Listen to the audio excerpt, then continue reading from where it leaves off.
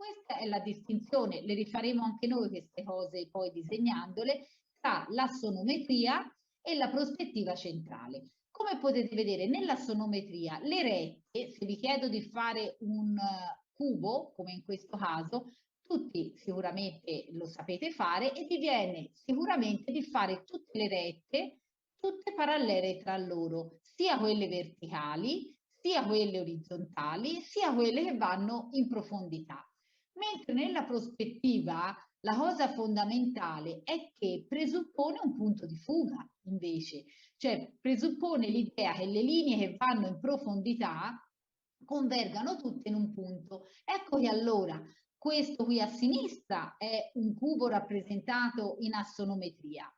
Questo che voi vedete a destra è un cubo rappresentato in prospettiva, perché mentre le linee orizzontali sono parallele, le linee verticali sono parallele, quelle che vanno in profondità convergono tutte in questo punto, vedete? Ecco, immagini di prospettiva centrale, bellissimo per esempio questo dipinto nel Rinascimento, si iniziano a rappresentare non a caso palazzi oppure architetture, proprio perché si studia la prospettiva e rappresentare scene con architetture è il modo migliore per dimostrare di conoscerla. Quindi troverete tutti i dipinti del Rinascimento che sono giocati su questa prospettiva, come in questo caso centrale. Guardate il pavimento a terra, le linee convergono dove c'è questa porta, no, di questo tempio. Ma se voi andate anche in natura, nonostante anche in natura ci può essere appunto non architettura, ma ci sono alberi, oppure in questo caso trovate per esempio le rotaie di un treno, no? Ecco, capite subito, anche qui si parla di prospettiva centrale perché vedete sia la palizzata di legni sia gli alberi stanno convergendo verso l'orizzonte. L'orizzonte, la linea dell'orizzonte è questa che vedete qui, questo è un primo elemento da ricordare. Sulla linea dell'orizzonte è sempre collocato il punto di fuga.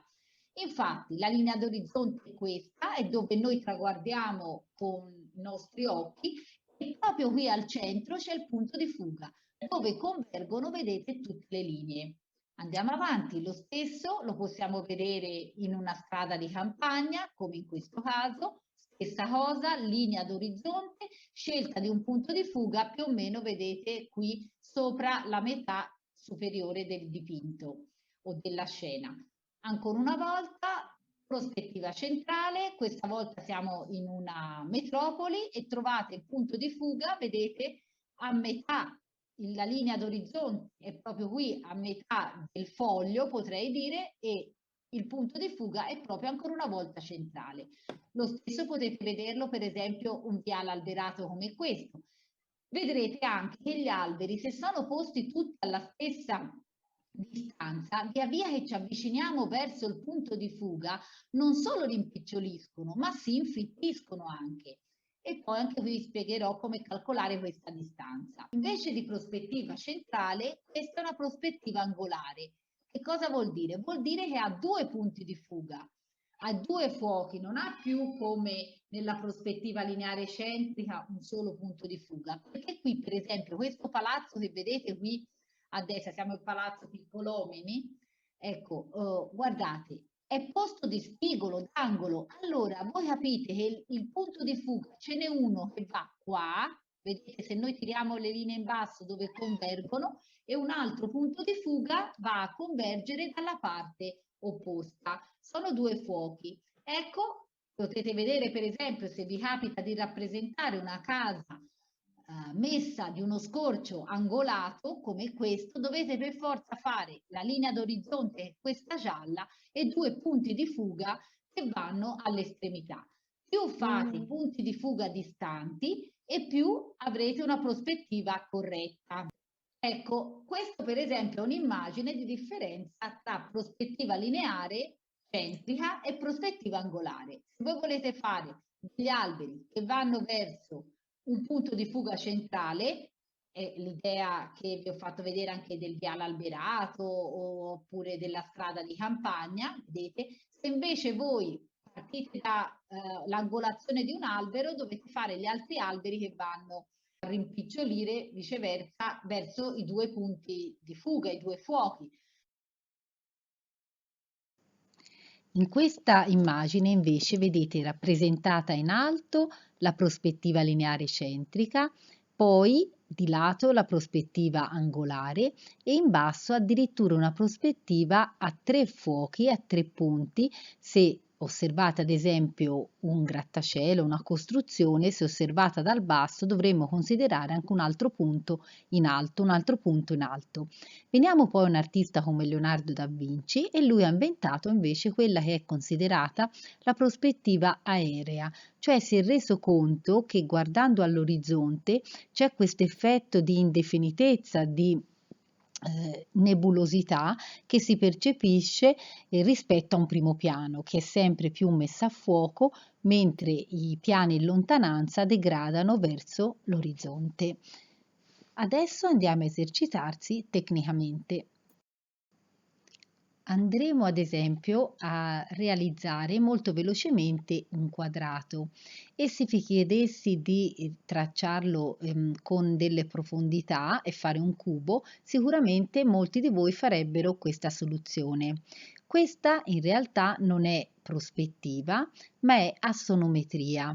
Assonometria perché vedete che sia le linee orizzontali, sia quelle verticali, sia quelle che vanno in profondità, sono tutte linee che comunque non si incontrano mai, cioè non convergono in nessun punto. Vedremo invece come nella prospettiva ad esempio lineare centrica, le linee convergono invece in un punto ben preciso. Andiamo ad esempio a tracciare questa volta un quadrato e a prendere riferimento ad esempio un punto, in questo caso possiamo collocare ad esempio un punto alla nostra destra.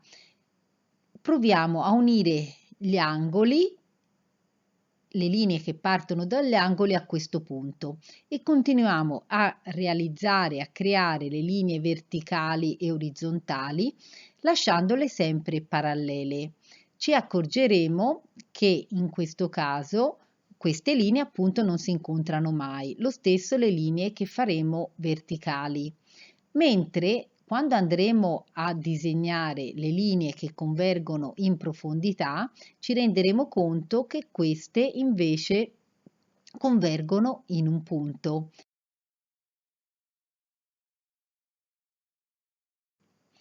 È questa proprio la prospettiva lineare centrica. Se noi decidiamo di prendere sulla linea d'orizzonte però un altro punto di fuga, nessun problema, costruiremo il nostro quadrato prendendo quel riferimento, quel punto. Adesso andremo a costruire una prospettiva invece angolare. La prospettiva angolare, scegliamo sempre la linea d'orizzonte, tracciamo poi una linea verticale prendendo a riferimento prima però i 2 punti di fuga angolari. Fatto questo, da questa linea verticale, retta verticale, portiamo i punti verso 2 fuochi e poi disegneremo le altezze tutte parallele, cioè se prolungando all'infinito queste rette non si incontreranno mai, mentre per quanto riguarda le linee che vanno in profondità ai 2 lati saranno convergenti appunto nei 2 fuochi. Avremo così un cubo formato questa volta attraverso una prospettiva angolare. E come abbiamo potuto vedere la differenza è che noi ci troviamo in questa maniera a vedere un oggetto che non siamo perfettamente frontali, non lo osserviamo da una posizione frontale ma da una posizione angolare. Perciò vedremo come le linee che vanno solo in altezza sono quelle che risultano parallele, mentre le altre risultano in profondità. Quindi la costruzione prospettica è un metodo scientifico di rappresentazione dello spazio che ci fornisce davvero un'immagine molto somigliante a quella che è quella percepita nella realtà. Nella sonometria abbiamo visto che le linee orizzontali e verticali sono sempre parallele, oltre a quelle che vanno in profondità. mentre la differenza, riassumendo, della prospettiva lineare eccentrica è che le linee verticali e le linee orizzontali sono parallele, non si incontrano mai, ma quelle linee invece che vanno in profondità in diagonale non sono più parallele. Altrettanto avviene nella prospettiva angolare, dove le linee che vanno in altezza sono le sole parallele, per esempio in un cubo, mentre le linee che vanno in profondità convergono entrambe in due fuochi e quindi ci danno una sensazione di angolazione. Nella prospettiva centrale si prevede invece un punto di fuga verso cui le linee tendono e se osserviamo per esempio un oggetto lo osserviamo da una posizione frontale, perciò nel caso di cubi o parallelepipedi questi presentano delle facce parallele al quadro, mentre altre sembrano sfuggire e ridursi praticamente in un punto. Per quanto riguarda invece la prospettiva angolare, abbiamo visto che è una posizione angolare che prevede invece due punti di fuga e quindi non convergono le linee verso un punto di fuga centrale, ma verso due punti laterali. Questa è una prospettiva che ci offre un punto di vista asimmetrico, quindi più soggettivo e dinamico rispetto a quello, per esempio, di una prospettiva centrale.